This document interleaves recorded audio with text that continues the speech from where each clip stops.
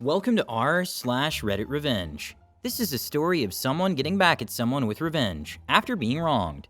Thank you friends for subscribing to the channel, and for so many likes. The first story. Pushy salesman was very rude and condescending, so I wasted his time and hopefully embarrassed him to the other employee there. The second story. Employee was stealing paint and selling it to a local painter, who used it on jobs without telling his clients that it was not quality paint. Paint store manager fired the employee and blacklisted the painter. The third story. Entitled Geriatric somehow thinks that I must pull off the second I get into my car after fueling. I make him wait. The first story is wasted a patronizing shoe salesman's time. I want to preface this by saying that I fully understand how sales and commission work. The more you sell, the more you make. So I don't get annoyed when a salesperson is doing their job and trying to maximize their paycheck. However, there's a line between being knowledgeable and convincing and being rude and condescending. This interaction fell firmly on the latter side. Several months ago, I needed new running shoes. I used to be extremely active, skiing, biking, martial arts, running, dancing, rock climbing, etc. But a hip injury from about 5 years ago put a damper on that. It had been a while since I'd really done any strenuous exercise, but I wanted to get back in shape, and walking and running seemed like an easy place to start again. And the first step was buying new running shoes. I go to a shoe store, and what I expected was to go in, find the section and brand that I trust, and then try shoes on until I find the pair I like. Apparently, this place doesn't do that. They have a person who uses some app to scan your foot and stride to find the best, most expensive shoe for you. All the shoes were in the back, so we couldn't just try them on. This wasn't really what I needed, so I thought about leaving and going somewhere else, but decided to see what he came up with. Also, for context, the store was empty. 2 staff plus me. This did not impact any innocent bystanders or customers. Anyway, I walk in and I'm ambushed by some sales guy asking what I needed. Instant bad vibes from this person. I told him thinking he would just point me in the right direction, but instead he starts asking me about my running experience. I tell him about the above and he hits me with, "So it sounds like you have none. Don't worry, I'll help you out." I almost left right then, but decided to be petty instead. From that point he was super condescending, explaining basic things like I'm a child. I decide to play along and act oblivious, and he brings out a $150 pair of shoes. Now I know that good running shoes are worth the investment, but I also know upselling when I see it. You know, these really only work for you if you use our insoles. $60 for the pair. There was no way I was paying over $200 for a single pair of shoes. But he had presented me the golden opportunity. That sounds great. What other add-ons would you recommend? He lists like 3 more unnecessary things, including socks at like $20 a pair. These were normal socks with a fancy logo. Of course, I ask him to add all of it. The total bill is well over $300, so that's a healthy commission. He goes to the back to get everything, and of course I ask him if he can bag it all up together for me. I knew this would take time. He enthusiastically agrees, because by this point his eyes may have well been dollar signs like in a cartoon. As soon as he leaves, I walk out of the store. My only regret is that I couldn't see his face when he came back, didn't see me and realized what happened. Edit. For additional context of why it was so satisfying, the salesperson was in his 40s at least, and the other employee, he was at the register, couldn't have been older than 30. I want to believe that the salesman gave the other employee a "let me show you how it's done" talk before this interaction. I have no proof, but choosing to believe it makes me happy. Wow, what goes around comes around. OP was smart and took advantage of the situation to waste the salesman's time and have a bit of fun in the process. Salespeople prioritize their commissions over their customers' needs and experience, and it's terrible. However, instead of getting angry or leaving the store right away, OP found a way to turn the tables and give the salesman the same. The satisfaction that the customer got by leaving the salesman in the lurch is understandable, given the way he had treated her. It sure feels good to get one over on someone who thinks they're better than you. Hopefully, the salesman learned from this experience and will approach customers with more tact and professionalism in the future. The second story is the one with the paint. Recently, I was day drinking on Zoom with friends I spend more time with now than I did a year ago, and we got talking about situations we'd been in where we were clueless at the time, but caught on in some cases years later. This was my story. Many years ago, 35 plus, I worked in retail in an old strip mall for my suburban high school after-school job. As was the custom and maybe still is, each little shop had their own dumpster, and our shop being a kind of textile hobby shop, think yarn, crewel embroidery, very big in those days, custom needlepoint canvases, etc. It was rare for us to fill our dumpster from one pickup to the next, even though it was the smallest size available. Next door was a paint store. Let's call them Whirlwind-Shilliams. They often filled their full-size dumpster and would then start filling ours. This was mostly fine. A stack of dented paint cans, out-of-date sample cards, or disintegrating rollers being added to our dumpster was not a big deal. But eventually they started to fill our much smaller, closer to the back door dumpster before they started filling their own much larger, across the back parking lot dumpster. That was a problem.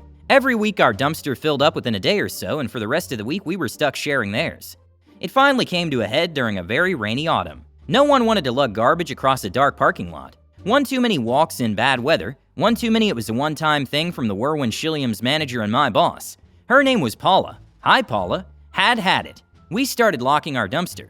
The Whirlwind-Shilliams staff were unhappy but resigned. Except this one particular employee continued to leave his paint cans, only instead of being in our dumpster, they were stacked on top of the locking lid.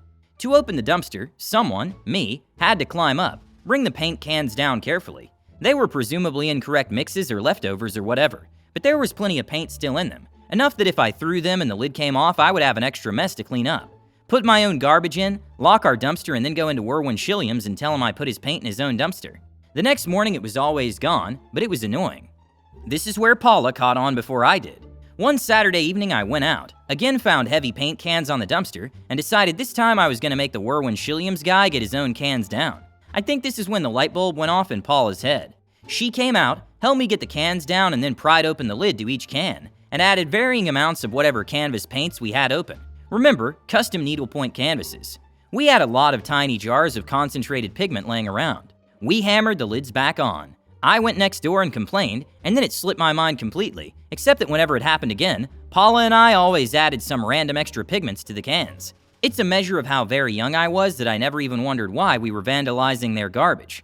It all came to a head that winter. I wasn't actually there for the show, but Paula told me all about it. Apparently that one employee had a deal with a local painter. He would mix their paint, claim it had been damaged or whatever, put it on our dumpster so the painter could pick it up and pocket whatever money the painter's client paid. It was a great scam until one day, for no apparent reason, none of the paint matched either the sample card or even any other can. Unfortunately, this wasn't always evident until the paint was dry. The job was done and the client was livid. According to Paula, the painter's client showed up at Whirlwind-Shilliams screaming about how the interior of his whole house needed to be reprimed and painted, and he was not paying for either the paint or the work a second time. At first, the manager had no idea what job this was, but he wasn't a complete idiot. He fired the employee, blacklisted the painter, and I don't know what he did about the unhappy painter's client. The Whirlwind-Shilliams manager never did figure out why his employee who had figured out this scam suddenly stopped being able to mix paint correctly, and only stolen paint at that. I have no idea what the fired employee and the painter think went wrong.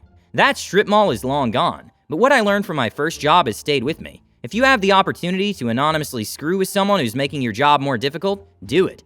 Edit. Not sure how she figured it out, except that time after time newish looking paint cans were stacked on our dumpster, while all other garbage went somewhere else. It really wasn't possible these cans were the only garbage. She just put it together. Why he left them on our dumpster is easy. Our little dumpster was actually up on blocks next to the back door of both shops. There were employee parking spaces around it, and the area was kept clean. The larger dumpster was clear on the other side of the lot in a row with other dumpsters, and the ground around them was pretty gross. Walking the cans out there would take minutes where they would be visible and sitting in filth. By our dumpster, the only people who saw them would be people who walked all the way around our dumpster to open it. The area was swept clean and he could put the cans out and back in the shop in less time than it took to use the bathroom. What I don't understand is why he put the cans on the locking lid. If I had been able to open the dumpster and throw our garbage in, I never would have mentioned it to my boss. Moreover, he knew this was an issue because every time it happened, I went into his store and told him to get his paint cans. Paula's and the author's measures of painting over the stolen cans were a hilarious and ingenious way to get back at the shady employee. Great that these two managed to get one over on the Whirlwind-Shilliams employee and his partner, who thought they were invincible. It's also great to see that the scam artists were caught, and that OP and Paula were able to help. Maybe Whirlwind-Shilliams should have come up with a better security measures to prevent employees from stealing paint cans. And as far as the poor client who ended up with a mismatched paint job, well, I guess they just had to learn that sometimes when it comes to buying paint, you get what you pay for. The last story is, you know your car has reverse, right? So I stopped after work to fuel up, and on this particular day, I needed a drink for the 40-minute commute home. Not important, but I'm very indecisive, and every choice is a life choice. So it took me a minute to get a drink. While I'm inside, a late 50s to early 60s guy pulls behind me into the free fueling bay. Now the Saturday before this, I sprained my ankle pretty badly, so I'm already moving at about 35% of my normal speed. And being the studious car owner that I am, while the car is fueling, I wash my windows. 50s to 60s guy is doing his thing behind me, and a thought crosses my mind that I should do a fluid inspection because that's what responsible car owners do. However, because of my injury, I say screw it. I'll get it next time, which conveniently causes 50 to 60s guy and myself to finish fueling at the same time. He gets in his car first and I second. The drink I brought will not fit in the cup holder, so I proceed to transfer my beverage to another tumbler that will fit. I hear his engine turn over before I even get started. As I crack the seal on my newly purchased beverage, 50s to 60s guy turned in my first public encounter with the wild entitled P. He starts honking at me and waving his arms like I've somehow slighted him and owed it to him to move, even though he had enough space behind him to essentially build a house. I scream out my window to remind the entitled geriatric that his car indeed has reverse, and he has a clear path behind him, but instead I just get honked at more, and then told to move. Bad move, bucko. The only people who order me around are my mother and my wife. Now, I could've went off the handle and told this old man off, but my brain lurched into gear, and my petty revenge took place. Without saying a word, I popped my hood, hobbled out into the back of my car to grab my fluid rag from the back, and head up to the front to check fluids. Only now at half my current speed, 17.5% now. Open the hood and proceed not to check my fluids and just stand there. Entitled P and I have a good old-fashioned Mexican standoff for, I kid you not, 10 effing minutes. Mind you, he could've left 13 minutes ago if he would've just backed up. Finally, he gives in and engages his transmission to R, backs up and proceeds to pull past me. Just what I hoped for. The icing on the cake was that he got to see me just playing on my phone sitting on my bumper, and he couldn't stop to yell at me because of the traffic behind him. Edit. Since it seems to be getting misunderstood somewhere, let me lay out the timeline from when we both got in our vehicles. He and I basically got in our vehicles at the same time, me slightly behind him. 1 second apart. I grab my tumbler, take the lid off, and put it in my cup holder. His engine turns over. I grab my new drink and honk arm flail. It would have taken me another 45 seconds to pour my drink, put on my seatbelt, start my car, and drive off if that. The reaction he had to having to wait 15 seconds peeves me off, and then he told me to move my car. Not happening, old man. The point is that second his engine came down to idle speed, he acted like he just got a call for a 4-alarm fire at his boyfriend's house. This guy couldn't be bothered to wait 45 seconds. Not sure how that makes me entitled, but okay, live and let live. Sometimes, even the most mundane of tasks can turn into an unexpected showdown. The entitled geriatric who honks at them for no reason other than impatience gets a taste of their own medicine when OP engages in some petty revenge by pretending to check their car fluids for 10 whole minutes. Small victory, but a satisfying one nonetheless. It's fun to see the tables turn on those who think they're entitled to special treatment. Don't forget to subscribe and have a good day.